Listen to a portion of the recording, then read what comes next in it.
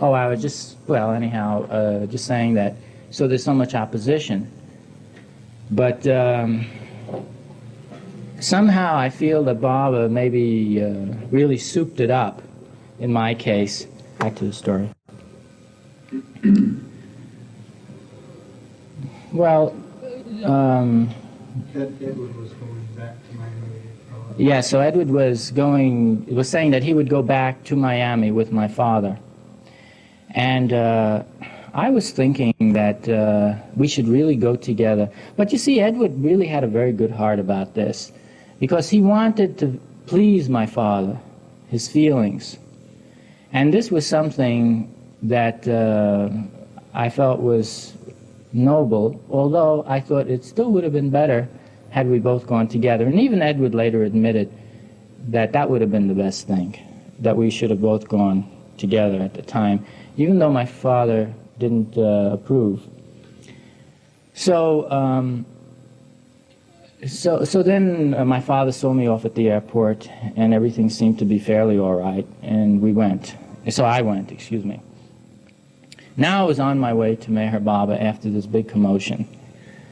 And it took 24 hours, and I was met in Bombay and was brought straightways to Baba. And I saw Baba early in the morning, the next morning of the day I arrived. And apparently, you see, Baba was sitting in his room. He was sitting, he was sitting in his chair, and I could see him through the car window, the rear seat of the car that I was in. I could look through the window, and I could see, oh, there's the doorway where Baba is. And I could see Baba inside, and he was looking out, and he was smiling. And he was motioning like this for me to come over. So I got up, and I ran out, shot on over to where Baba was. And the first thing he did is he gave me a big hug and embrace, and then he kissed me on both my cheeks, and he had me sit next to him. He was sitting in his chair, and there was about 15 or so of his close ones with him at the time, and they were just, watching everything and people under his guidance. So I sat down, and then Baba turned to me. The first thing he said, "Where is Edward?" So I said, Baba, briefly I told him what had happened, that Edward couldn't come because my father tried to stop us, and then my brother decided that he would ease my father's feelings by going back with him. And then I just went on myself then. So he said, "It would have been better had you both come together, as I had said. You would have benefited more. You both would have benefited more. But," he said, "now I want you to send Edward a telegram, and you tell him that he will benefit just as much as you will, and that I will be with him. Even though you are here with me, I will be with him." Now, there's a story about this, too, when I got back, of how Baba really was with my brother during that 2 weeks that I was there with Baba. In the meantime, Baba, as time went by, he said, "How long were you to be here?" So I said, "Baba, you said I could stay 1 hour." And then he motioned like this. Means, "What time is it?" And somebody said the time, and he looked at me very puzzled. He said, "How can this be?" I said, 1 hour, and it's already 2 or 3 hours. So how can this be? I said, "Baba, I don't know." Then he pointed to someone. "How can this be?" He said, "I don't know." "How can this be?" "I don't know." "How can this be?" Nobody seemed to know. Well, this was really very amusing, the way Baba was doing this. And then he became serious, and he said, "I want you to be with me every morning at 7:30. And Maherji will come, pick you up from your hotel, bring you to see me, and then he'll bring you back to have lunch, and you come back and be with me until I dismiss everyone." And now this apparently was to go on indefinitely. And this really suited me fine, because I didn't even want to leave. After that first few minutes of being with Baba, I can say that I just felt like a long-lost son that had one day come home. And I didn't have any compunctions about Baba's divinity or anything about him. I felt that he really was everything that he said. But Baba wasn't like awesome. It wasn't as if, oh, here I am in the presence of God, what am I to do? It wasn't like that. Baba wanted people to be natural, to be their normal self, but with the remembrance and the awareness in their mind that he was God, you see. That he could play with you, he could laugh with you, he could be with you, he could advise you, he could tell you the future if he wanted to. I'm not saying he just did things like that, but sometimes he made you know things, what was to come, and various other things, different things that he did. But always where you maintain the respect of who he was, but you should also be yourself, and not to try to be pious or a saint, or to be something that you're really not. If you're not a saint, you can't try to be a saint. You should just be yourself. And all a person could do in Baba's presence was just to surrender themselves, their weaknesses and their strengths. People don't often think about surrendering their strengths, but that is as much a part of your limitations as your weaknesses. The truth is that you have to find your real self. And that's all Baba gave importance to. And to love as the means through which this is done. So Baba was most loving. He was most kind and most compassionate. Just as you hear about Jesus, how meek and loving and wonderful a person he was with those that were with him, and yet how wise he was. And with Buddha, how his enlightenment and his compassion. Well, you could see that these qualities of love and truth were just constantly and continuously ever present around Baba. The fact of his divinity was always there, though it need never be spoken even. I mean, just his presence was enough. You could experience it and feel it yourself. So I felt it like that, and I just felt that this is where I wanted to stay now. Now I didn't want to go home at all. I didn't want to return back. I wanted to stay with Baba and live with him. And I was wondering whether this would be possible for me to do. Then Baba asked, one day he asked, is there any questions? Does anyone have a question? So I thought, well, I don't really have any question. But then he kept asking everybody, he repeated that a couple of times, and no one raised their hand. Then he turned to me and he said, Irwin, do you have a question? So then I thought, well, if I have only one question to ask, what should this question be? There should be one question that answers every single question that there ever could be asked. I didn't know what that question was. So then I remembered again reading something of Baba's, and he said, the one who asks for my love will be the chosen one. This was something that Baba had once said. So immediately I said, Baba, can I have all your love? I thought, yeah, that's a question, that's a good one.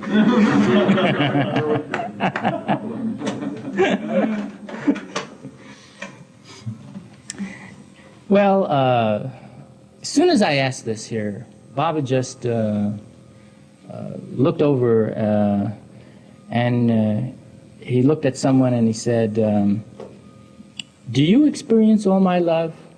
I said, no, Baba. I said, do you? No. Do you? Each one. Everyone said no. Then he turned to me and he said, why should I give you my love? Why shouldn't I give it to him or to her? Why should it be you? So I said, Baba, I would like you give your love to whomever you want to, but I want to experience it too. So then he picked up a jar, which was on the table next to him, and he just held it up like this, and he motioned around it like this here. He said, I am the ocean of love, and you are within the confines of this jar of ignorance, this jar.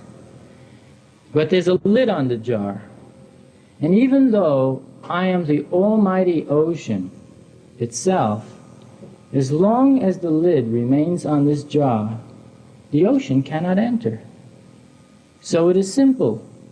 Remove the lid, and automatically the ocean of love that I am will enter in, and you will become that. You will experience me as I am and see yourself as that. So Baba, but just then somebody else came in, and then the topic changed. Well, then a different thing happened. Baba, I don't remember which day this occurred on now, but we were all sitting in front of Baba, and Baba suddenly asked for everyone to leave.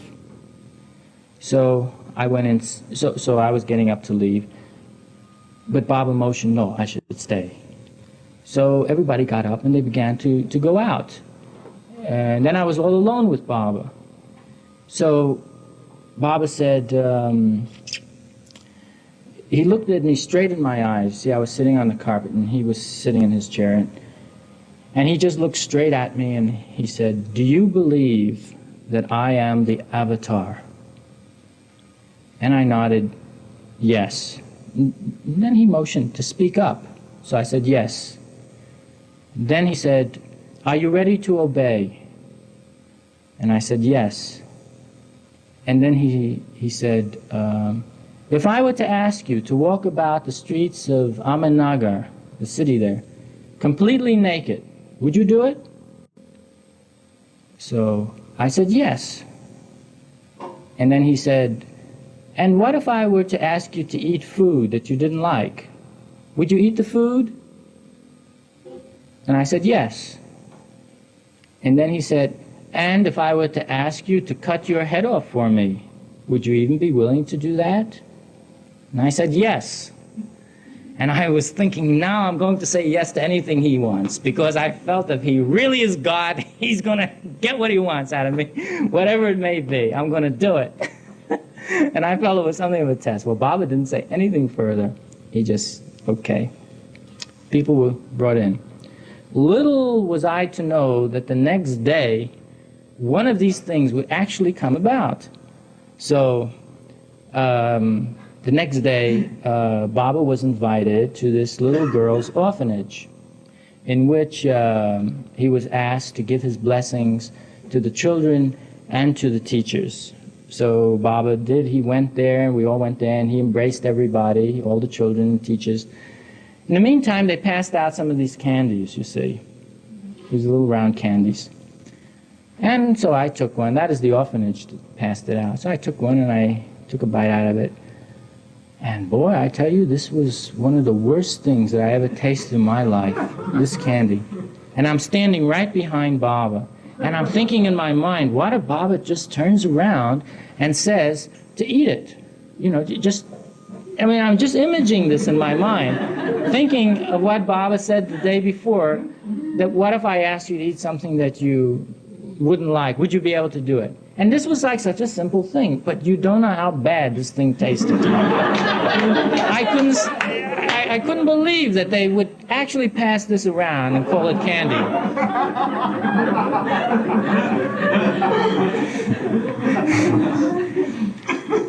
In the meantime, I have this little piece in my mouth, and I'm wondering, am I going to eat it or am I not going to eat it?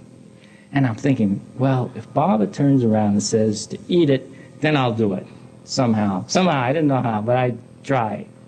And on the other hand, if he didn't, then I wasn't going to do it. I didn't have to make up an order from Baba. So I took it out and I didn't eat it. And I thought that was the end of the incident, but it wasn't. 1 year later, it picks up. This time my brother and I had both gone again to see Baba.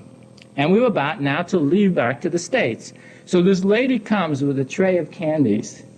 And normally Baba would give candy out. He always did, and it as prasad, and it was really good. It was tasted just like candy is supposed to. So I took one of them, And I see, oh, it looks round, just like the year before. I had told my brother about this. I said, Edward, why don't you taste this candy and see?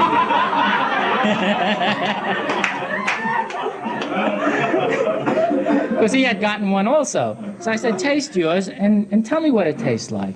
So he takes a little bit. Tastes good, fine. And I see everybody else eating theirs. And I said, oh, well, it couldn't possibly be the same thing.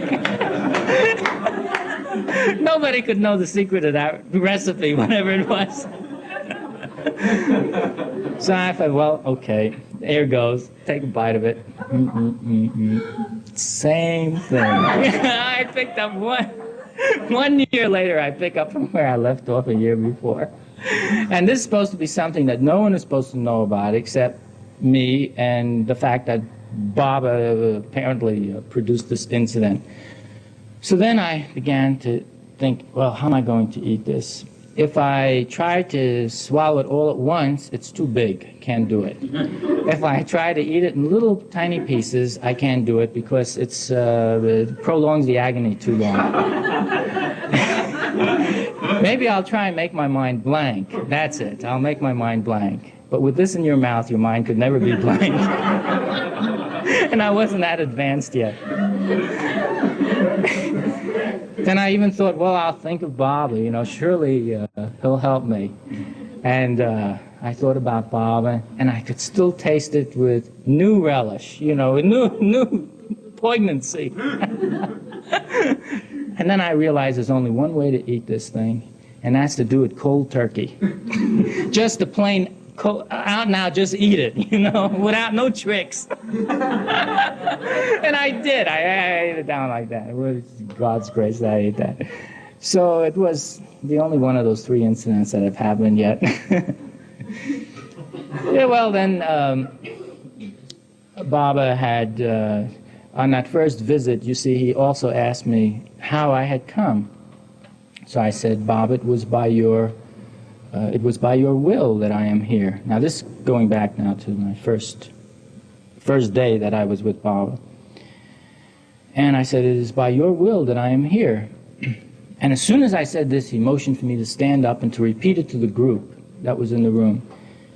So I said, I am here because it is Baba's will. And as soon as I said this, someone in the back raised their hand. And they said, but how did you earn the money to come? Very practical disciple. How I earned the money to come. And Baba, you know what Baba did? He just went just like this. And his gestures, Eric was interpreting his gestures, he was saying, that is not important. The way he said is the way he came. That it was Baba's will. And I knew how true this was because for 6 months I was really straining my brain and I couldn't figure any way of getting there. And until Baba sent that message, don't worry, circumstances will adjust themselves, and immediately it adjusted themselves, and so I was able to come. When people came up to Baba, there was one day that 10,000 people came to Baba, and that was the last day that I think I was there.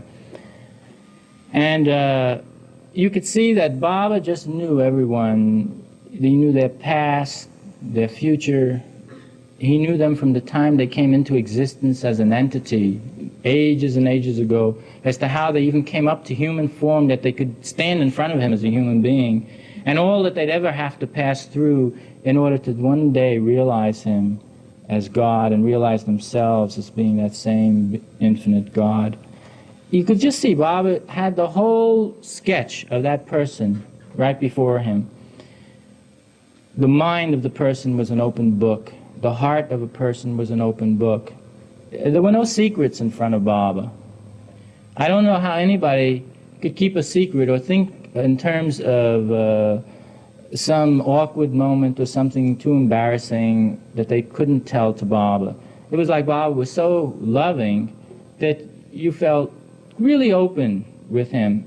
And at the same time, he knew everything, you see.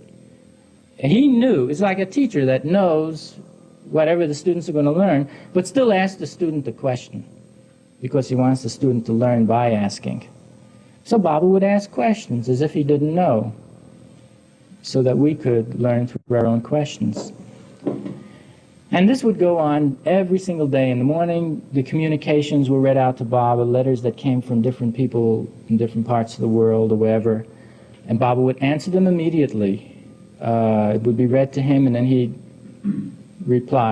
give the reply right then and there. And in the afternoons, at that time, Baba was seeing groups of people that came, and they would sing these bhajans to him, or they would really pour out their heart. You never see so much love. Well, you can. You really see it in some of the films, the movie films of Baba, where the people have so much love is coming from them. And mind you, Baba was silent. All this time that I was with him, he was really completely silent. Baba did not speak. But he communicated so effectively through his gestures and through, just through his expressions when he spoke with you or communicated something to you. And Erich would interpret his gestures. And after a while, you forgot even that Erich was speaking. It was like it was all coming from Baba. And it was naturally originating from Baba. And this was just, but there was so much grace and simplicity and just wonderful, just wonderful. That's why people would always be so magnetically drawn to him, just out of the love. You see, people weren't coming for anything but the love, because Baba wasn't giving them anything else. You know, I'm drying up and I'm running, and I don't know how you can listen so much either.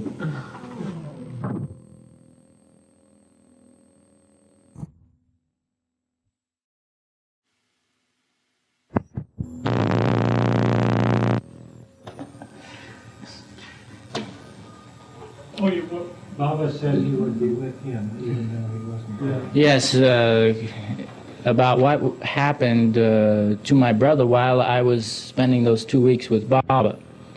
So when I came back, my brother told me a very, very interesting story.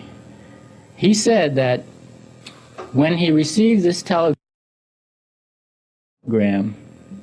that Baba had instructed me to send to him, that he would be with him, even though I was with Baba in India. Baba said in the cable that he would be with my brother in Miami. That is where my brother was. So my brother said that when he received, even before he received the cable, just before that, he began to feel such a feeling of love, that Baba was really loving him, and that there was just so much love coming to him, which he had never experienced before. It was so strong that when he would walk on the street, he would, people would sometimes just turn around as if there was a presence that had gone by them, and they would look to see where it was coming from, this wonderful love.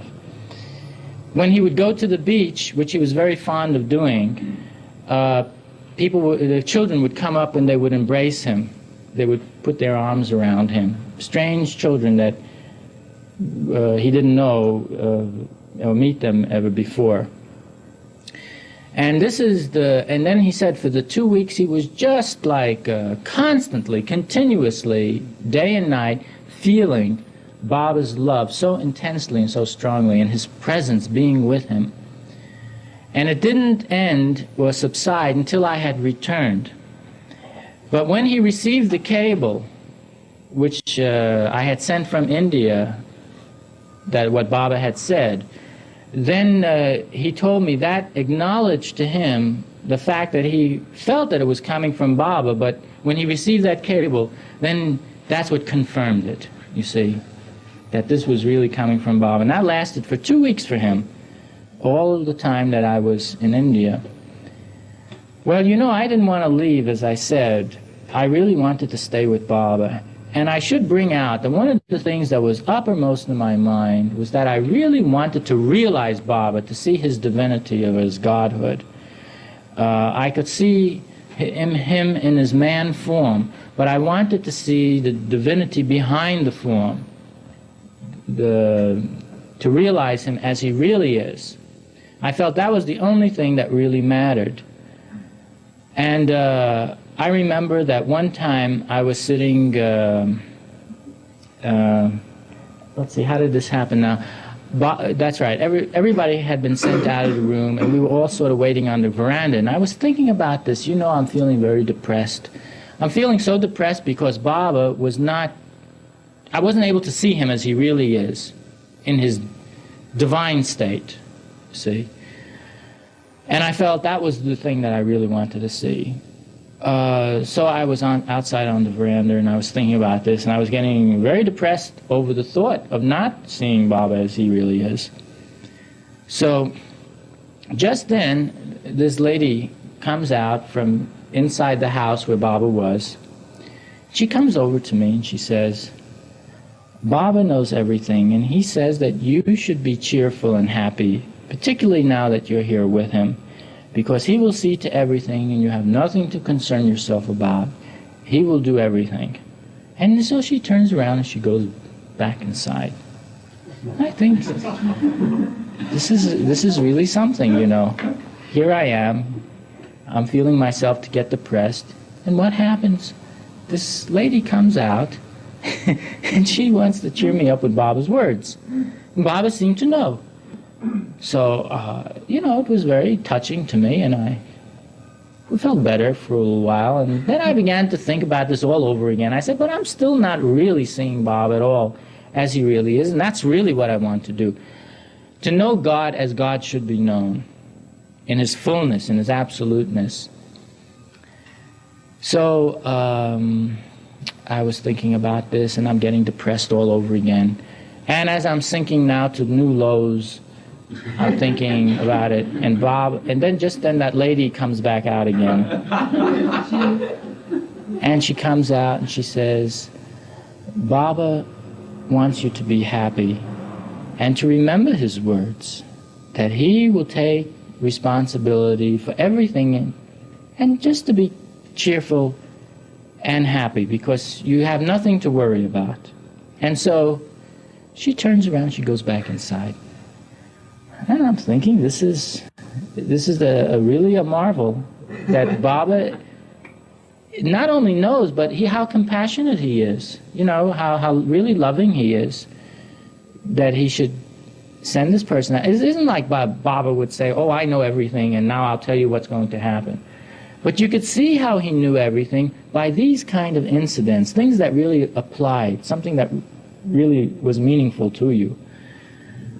Well, then I remember I was told to wait in a certain room, and I was in that room by myself, and I began to think again. And I say, I'm still not seeing Baba as he really is. I really want to know him in his infinite love, his infinite bliss, his reality, the truth about God in its entirety.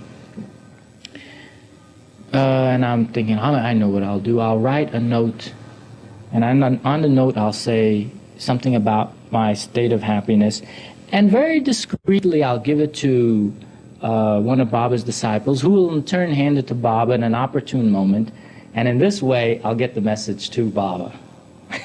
Just then there's a knock on the door, and I go to the door, and I put the note in my pocket, and someone says, Baba wants to see you. I thought, gee, that's really something. I wonder what Baba would want to see me of. So I go into the next room, and just as I come in, Baba is sitting there again with a group of people with him then, and he says, Irwin, are you happy? So I said, no, Baba. And then he said, good. And I thought, good? And just then he motioned for me to sit down, so I sat down thinking, good. And then I was thinking, well, if it is good that one is unhappy over the fact that they do not experience the infinite bliss of God as part of his reality, I suppose then it is a very good thing to be unhappy about such a thing. So that's how I rationalized the possibilities of what Baba meant by that. And, you know, I cannot say that Baba gave me any revealing experiences, that he made me conscious of any of the higher planes, or gave me God realization. He didn't do anything of these things. But in the very beginning, I knew I would gain a communication with God. That was my original knowledge. Before when I went to New York at that time. And I was thinking the communication with God would be in his impersonal aspect, God the impersonal. I had no idea that my life would lead me along a path where it would be with the personal aspect of God, or God appearing at our level rather than us ascending to his level. His appearing to our level in order to bring us to his level, really, I suppose it should be said. But nevertheless, I felt I really did get that communication with God differently than I had imagined it. Because for many, many years, I had communications and correspondence with Baba, even when I wasn't with him, which is another story by itself. That was for 10 years, right up till the day Baba dropped his body. Finally, on the last day, when I was in India with Baba during that 2-week period, and now I was to leave, you see. So Baba called me in, and he said, if I ask you to obey me, will you do it? And I said, yes, Baba. Then he said, what if I ask you to return back to the States in obedience to me? Would you do that? So I said, yes, Baba. He said, then I want you to leave immediately, to return back and to carry out my instructions. And he said, remember this, distance means nothing to me. Time and space are no barriers for me. I will be with you wherever you are. So you don't worry, you be happy and cheerful. And just remember that I am always with you. And so then he embraced me. Bob embraced me. And I remember I stepped back. And you know, then I really had a very strange thing that happened. I felt like my hands were dripping. The sensation you get when your hands are very wet and they're dripping. Well, that's exactly the sensation I had, but very heavily so. And I even had to look at my hands to see if they were really dripping, which they weren't. I didn't see any. But the sensation of that was very, very strong. And this lasted a long time. And I felt that Baba had somehow, I don't know to say that he charged me up or what. I don't know what it was. No knowledge of it was given to me what happened, except that sensation was really something. It made me very restless for a long time, but because it was very energetic. And but then it gradually went away, and somehow I feel that, or I'd like to feel that it was something that had come from Baba. It seemed so. And that was the last that I saw Baba that year, in 1960. In 1961, this time I came again, this time with my brother. We both came together. And wouldn't you know, we both had to run away again. And this time we made our escape good. My father couldn't know anything. Baba asked when we came, he says, does your father know that you came? I said, no, Baba. And Baba just threw his head back and he looked up. But then I thought, well, maybe I did wrong, you know, because there was so many different things. There's so many obstacles we had to go through. That was just one. But you know what Baba did? He called us both up to him. Had Edward come up on one side and I on the other side. And then Baba went on to say, he said that here are the Luck brothers. They have come over continents. They have come such a distance only because of love for me. He said, and he began to praise us and praise us so much. And I was thinking, you know, I don't know, I'm worthy of all of that, such high praise. You know, I don't like to be praised so much. But, you know, with Baba, whether he criticizes you or praises you, I wasn't about to say anything. And Baba went on to say that he said, such love must be rewarded. They have gone through so many obstacles, both mental and physical obstacles, all kinds of obstacles, to come here to be with me for only 1 hour. And this time it really was for 1 hour. There again, you know, I'm sort of telling you the story at the end. I didn't tell you all the obstacles that went on this time. But at the time when Baba was saying all this, I was thinking that if there is to be any reward, it should only be to see him as he really is, to know God the way God should be known, with unclouded vision, the true experience. And I felt that I don't know that this is I can't speak for Baba what he meant by reward, and I wasn't seeking reward. But I'm only saying it like it happened.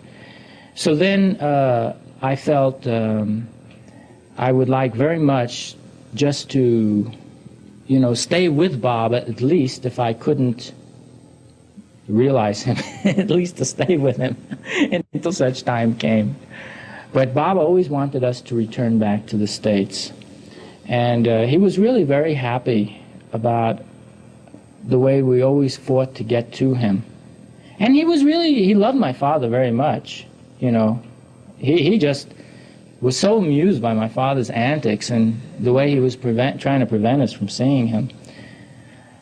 You see, I just want to flash back on this just for a second, as what some of those obstacles were. See, Baba had said if it interferes with your job, you shouldn't come to see him that year.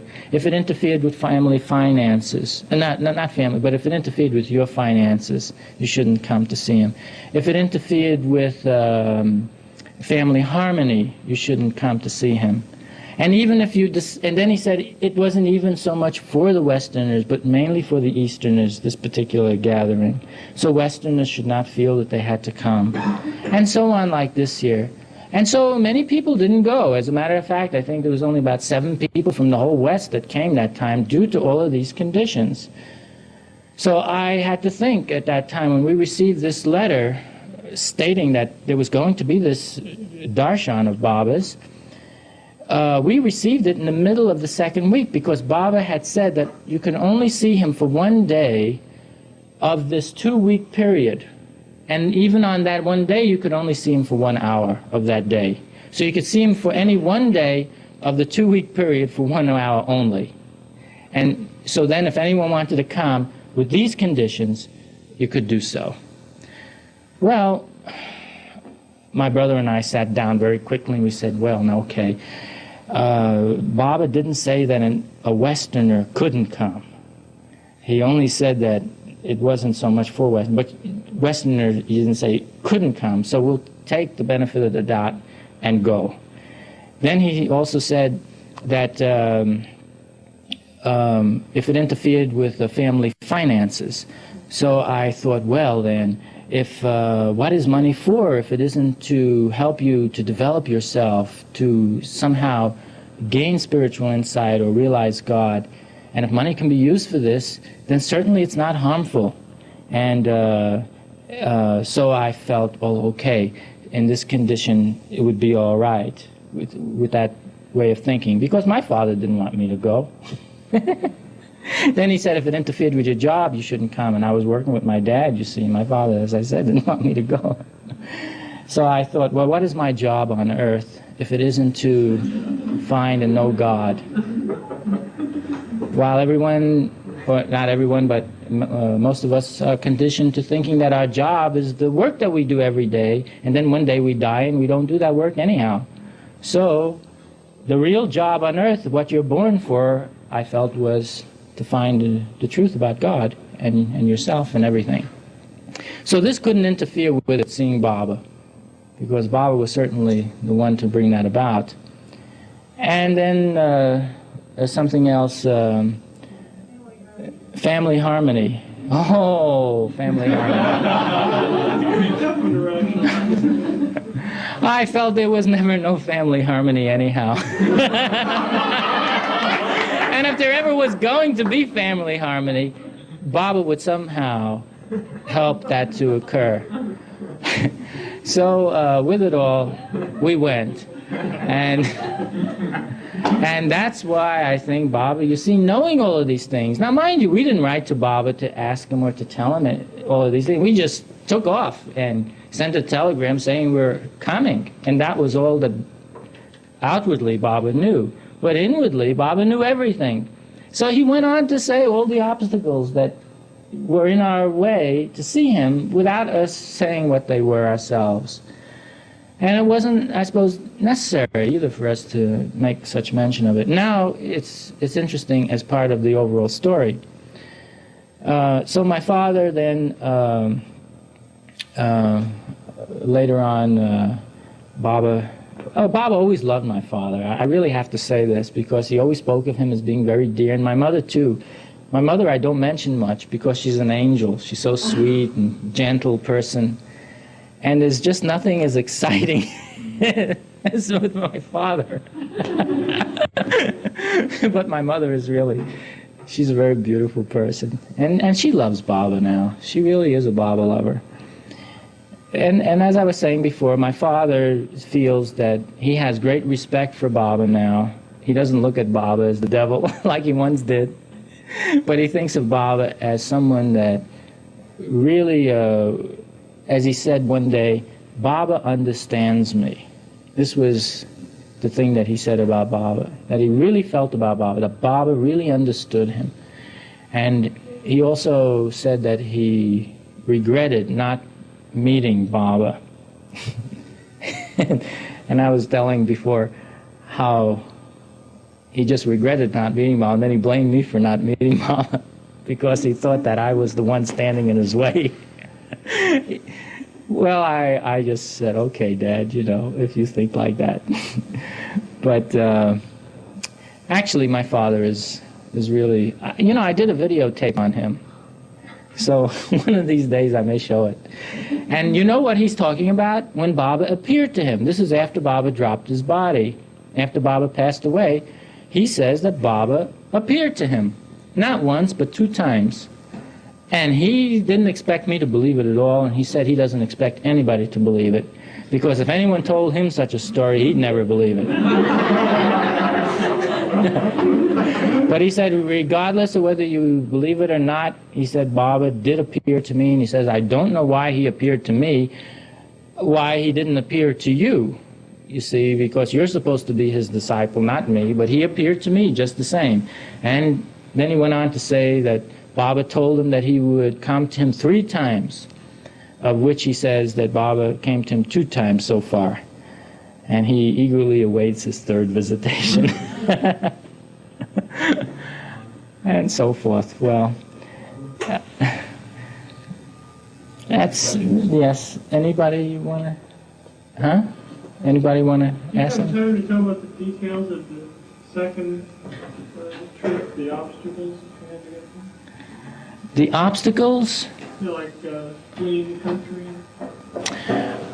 On the second trip? Oh, well, you see, the second time when we left, we just didn't say anything, period. We just disappeared one day, that was all. Just disappeared. And even then, I think my father realized after a night or 2, a couple of nights, that we had gone, you know, that we had left. And we must have gone to India, but he had already exhausted